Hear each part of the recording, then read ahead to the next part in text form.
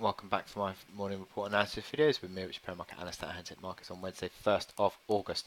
Looking at dollar yen, which is probably the interesting chart now because we've got that uptrend channel that has been maintained. It's really had the pressure put on it in the last few sessions, but yesterday's move from the Bank of Japan really sent the yen weaker.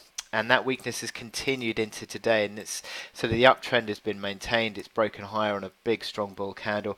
You got the momentum indicators, which are turning decisively higher again. Look at that RSI picking up again around the 45 mark, above 50. MACD lines bottoming out. Stochastics crossing higher. That's a buy signal.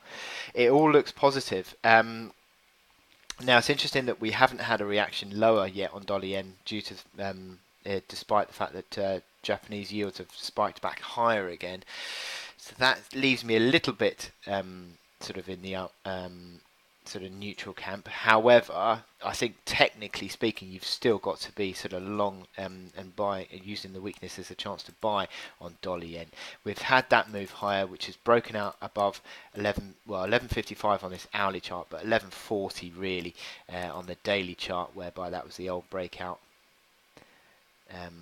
That would have been capping the gains recently. So breaking out above 11.55 completes that mini move to the upside. You can argue that there is a base pattern in place around about 100, sort of 90, 100 pips. So that's what, 11.30, 11.40, 11.40.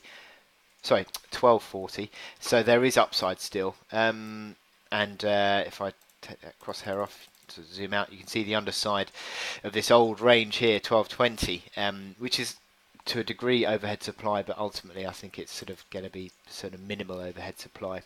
1315 is that key high that we saw back from a couple of weeks ago. But yeah, looking at the momentum indicators, which have all ticked higher, this is looking pretty positive again. But as I said, that sort of failure for the yields on the JGBs and the yield spread to really have an impact on this chart yet. It leaves me a little bit reticent, but only a little bit, because I think ultimately the technicals are pretty strong still.